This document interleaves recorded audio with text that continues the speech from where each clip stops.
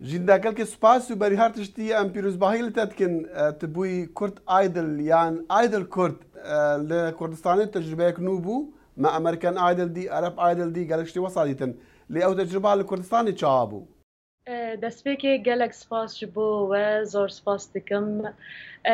Kurd Aydil bi rastî ji bo min xewneke mezin bû. Erê Kurd Amerîkan Aydil me didî, Ereb Aydil me didî lê ti car nadihate xeyalên me ku em kanin programekî wisa mîna Kurd Aydil çêkin ji ber wedeyê me tedî wedeyê me ne mîna herkesiye. تایبەت دەوەدایمە تەجروبەکە gelek baş bû ez pir kêf xweş bûm ku programekî wisa çêbû her çar parça gihane hev li Kurdistana gewre tecrubekî pir mezin bû ji bo min û pir xweş bû. Tu dibêjî rewşa me newekî rewşa welatên diye me besate ji ber Kurdistanê û parçebûna Kurdistanê çûku dizanim li Kurd Aydil de me dî xort deng xweş dengbêjê xort û dengê wan xweş wekî te هر چهار پارچین کردستانی و بتوا زرافین کردی دسترین دوی برنامه دا. اجازه تو خواست شوی ویش مره بیجی حتی چند اوش وراهان در بو کو بتر کرد عادل بالروج بکذا. براستی تشتکی جدا بو که ام کانبن هر چهار پارچه لپارچه کردستان گوره ام بمینن و خوشکو برین خوال دور دینه لوشونه ببینن زمان وان ببینن فکر وان ببینن لگل هف ببینن هو یعنی زور گلک هو ببونه هف هو ببونه موزیکا هر یعنی هر پارچان ببیسن مثلا کرمانجان بره هورامی گداری نات کر سورانان کرمانجی کم گداری دکر یعنی تشتکی گلک جدا بو کو ام هر چهار پارچه الجیا کی ببینن و به هفرا تکل بنو بدن بستین تشتکی زور تایبت البته استرامبیجین سوراجی کرماجی دیگوتن کرمان سورانی دیگوتن و پیکراجی دیگوتن یعنی شتی جوان ابو کو گلک شوانا پیکرا استران دیگوتن اش مره بیجا از دزانم استرانی فولکلوری و استرانی کود هاتنا گوت استران بیجین نافدار گلک د کرد عادل دوباره دبون مدخواست تش مره بیجی ت بتشه يعني تخواست بتر تش خو ديار بكي وكا تش غولاني تش استران بیج براستی موزیکا کردی موزیکی که زور دولمنده لبس مخابن و داویه گلمه پر بکار ناینه گنجه ما پر بکار ناینن گلک باندورا موزیکا عربسک و ترکی لسر ما و فارسی مسيطره گاوا کو من به کرد عادل بهیست من پر کیف خوش بوم و من پر دخواست کو از هر میکی جبو کو ام هنر کردی بسرخن هنر کردی اینا بینن ناو جهانه بو بتایبت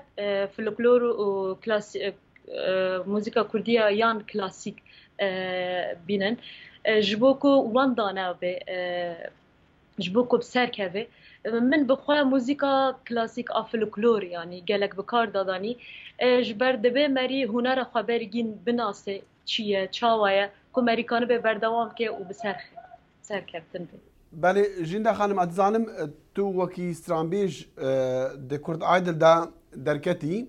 لی بلکوتا شارزایی هبود یعنی امتکان بیجم روشنبیریک هبود دواری هنری دا و دواری موزیک دا حالا چند اوی خدمتا تکرد ده کرد عادل دا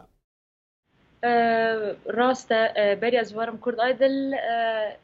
تشکی از لسر موزیک خبتی بوم متدی من الکنسرواتوار شامه من 2 ساله خو آماده کر و از کتم کنسرواتوار ل جبر روشا سوریه نباش من نکامو بردوام بکرا ل بس پر بمر مساعده کر هلا موزیک ده يعني تچه گوتن هبو جبوان هنرمند نافدار و مزن کو د کمیته کرد عادل دابون و بريار لسر يعني تبيني لسر دنجي ولا لسر موسيقى ولا لسر شوي قوتنا استرانين وددان براستی از گلک سر بلندم بوان هنرمندن مزن وک وان ماموستین می گوره از پر که خوش بم که لجنامه هنا که بینا وان بون گی ماموستانه تدی که خوش بم بآخفتني وان بنقدي وان بنصائحي وان قالك كيف خوش بوم وسر بلند بوم بوان قالك سباستك مش بوان. جينا خانم تجربيك نخوش يا نيزيك لبيراتيا او جي شر سوريا وبتايبل جي كوباني وشر الكوباني وتجي كوباني دركتي نشار بجبر شر يعني بنا بريحة چندي كاريگريا خوها بو لسر جيانتا ولسر هندي كنت بتر بي يعني بشترى ببه هاندر كنت بتر بكافي واري موزيكي وستراني راسته فنابري تشتكي قلق نخوشه وتأثير خال مرض ديمينه يعني بتشخص بخازي نخازي ديمينه يعني بنفسية مرض ديمينه من پرتنگای کشاندن جبوه مرسله دبی الشامبوم هاتم کوبانی ام دیسا نکامون در کتانش بر سینورگی گرتی بون دسه سالا حتی پشرا ام گیشتن لترکی دیسا پنابر بوم سبیوه پنابری مزحمتی کشاندن نکامون باتا ما کردستانه پر پروبلم لسر من چه بون تشتكي قالك نخوش بونا شنو بقول الحمد ام دبيجن تشتاك نكانه للرياضة كردان بس هكذا وإرادة ما هذه وأم خذي إرادة بن الحمد لله. بله لي أم دبيسن برينها ما قال كجاري بيستياف هنرمندي نو كوديفين بكافن جهانا هنري أستانجي جواكي اللي بيشوان هنا أستانجي بنمال اللي بيشوان هنا أسيفيدارم جوان أستانجاش ترى درس نببن. براستي نبس مالا من ومالواتا من بمرانا لكوباني بتواهي بمرابو وبشتگیریا من دکردوس و هوالان دوی روشا نباشتا دیسا گوهی خود دامن لمگو دارید کرو دنگ ددانم من ابتانه نهیشتم و اثر بلندم بپشتگیریا وان و گلک سپاس جبوان وهالبتة تكتشوانا أصيلي تشوكاتا كرد عايدل خلاطي خواج كوباني راكر دياري جندا خانم كرد عادل درجاي جهانا هنريش ترفكر تچه بلان تچه هيا جبو روجن دهاتي جبو باشا روجي جبو باشا روجا خويا هنري بله نها درجاي موسيقى جبو من وابو از قالك كيف خوش بوم هل بد بلان من هنا لاز خازم سوربريز به جبو دينارين ما